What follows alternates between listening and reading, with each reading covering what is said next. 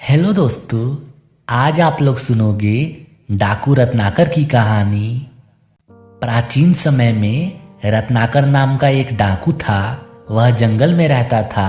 वह उस जंगल से निकलने वाले सभी पथिकों को मारकर उनका धन लूट लिया करता था। सब लोग रत्नाकर से भयभीत रहते थे। एक बार उस वन से कुछ साधु गुजर रहे थे। रत्नाकर ने उनको पकड़ लिया। एक साधु रत्नाकर से बोला, तुम इतना अत्याचार क्यों कर रहे हो? भोले भाले लोगों की हत्या करने से तुम्हें क्या मिलता है? रत्नाकर ने कहा, यही मेरी जीविका का साधन है। मुझे जो कुछ भी प्राप्त होता है उससे मैं अपने परिवार का भरण पोषण करता हूँ। दूसरे साधु ने पूछा, यदि हम तुम्हारे प्राण लेना चाहें तो क्या तुम्हारे परिवार का कोई सदस्य तुम्हारे स्थान पर अपने प्राणों का बलिदान करेगा? रत्नाकर ने कहा, हाँ हाँ, क्यों नहीं। मेरी पत्नी प्रतिव्रता है। वह मेरे लिए सब कुछ कर सकती है। मेरे पुत्र पुत्री भी मुझे प्राणों से ज्यादा चाहते हैं। तीसरे साधु ने कहा, तुम्हें भ्रम है। यदि विश्वास ना हो तो घर जाकर पूछो कि क्या तुम्हारे परिवार का कोई सदस्य तुम्हारे स्थान पर अपने प्राण देगा। दस्यु रत्नाकर साधुओं को पेड़ से बांधकर अपने घर चला गया। सबसे पहले उसने अपनी पत्नी से पूछा। उसने उत्तर दिया, यदि मैं मारी जाऊंगी तो आपकी और आपके परिवार की देखभाल कौन करेगा? इसलिए आप किसी और को ले जाइए। फिर उसने अपने पुत्र से पूछा तो वह बोला, मैं आपका एकमात्र पुत्र हूँ। यदि मैं ना रहा तो आपका वंश कैसे चलेगा? वृद्ध अवस्था में आपकी देखभाल कौन करेगा? अब उसने अपनी पुत्री से पूछा तो वह बोली, बाबा, कन्या तो पराया धन होती है। उसके प्राण लेने का किसी को कोई अधिकार नहीं। परिवार के सदस्यों का उत्तर सुनकर रत्नाकर को बहुत खेद हुआ। उसकी आंखें खुल गई। दुखी मन से वह उन साधुओं के पास पहुंचा और उनसे क्षमा मांगी। साधुओं ने रत्नाकर से कहा, तुम अब इसी शिला पर बैठकर राम का नाम लो, तपस्या करो और ज्ञान प्राप्ति का प्रयत्न करो। रत्नाकर ने सब कुछ त्याग दिया।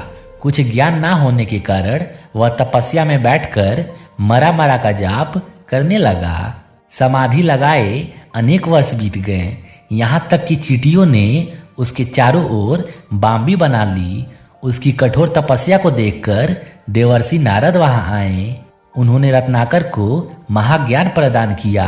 देवर्षि नारद ने उनको इक्ष्वाकु वंश में जन्म लेने वाले पुरुषोत्तम राम के विषय में विस्तार से बताया। उनसे ज्ञान प्राप्त कर रत्नाकर वाल्मीकि कहलाए। इस प्रकार उल्टा नाम जप कर उन्होंने ब्रह्मा ज्ञान प्राप्त किया। एक दिन दोपहर के समय महर्षि वाल्मीकि तमसा नदी के किनारे प्रकृति की सुंदरता का आनंद ले रहे थे। सहसा उनके कानों में क्रौंच पक्षी की सुरीली आवाज आई। वाल्मीकि की दृष्टि उधर पड़ी। उनको ये क्रौंच पक्षी बड़े भले लग रहे थे। पर यह क्या, कहीं से सर्राता हुआ एक तीर नर क्रौंच को आ लगा। वह वहीं गिरकर ढेर हो गया। पति की यह दशा देखकर क्रौंची करुण विलाप करने लगी। यह देखकर ऋषि का हृदय करुणा से भर उठा और निषाद को देखते ही यह करुणा श्लोक के रूप में फूट पड़ी। मां निषाद प्रतिष्ठान त्वगमा शाश्वती समा यत क्रौंच मिथुना दे कमाधि काम मोहितम। हे निषाद, तू सैकड़ों वर्ष प्रतिष्ठा को प्राप्त नहीं कर सकेगा, क्योंकि तूने काम से मोहित हुए क्रौंच पक्षी के जोड़े में से एक को मार दिया है।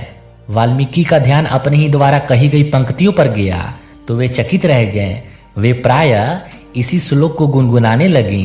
एक दिन ब्रह्मा जी ने उन्हें दर्शन दिए और बोले, ऋषिवर, आपकी वाणी से अनायास श्लोक रूप में कविता निकली है। देवर्षि नारद ने आपको राम कथा सुनाई थी। मेरे आशीर्वाद से राम लक्ष्मण सीता आदि का संपूर्ण वृत्तांत आपकी आंखों के सामने आ जाएगा। यहाँ तक कि आगे होने वाली घटनाओं का भी आपको ज्ञान हो जाएगा। अतः आप रामायण ग्रंथ की रचना कीजिए। आपका लिखा हुआ ग्रंथ पूर्ण रूप से यथार्थ और सत्य होगा। इतना कहकर ब्रह्मा जी अंतर्ध्यान हो गए। महर्षि वाल्मीकि ने 24,000 श्लोकों में राम कथा का कर्ण प्रिय वर्णन किया। तो इस प्रकार रामायण ग्रंथ की रचना हुई। धन्यवाद दोस्तों।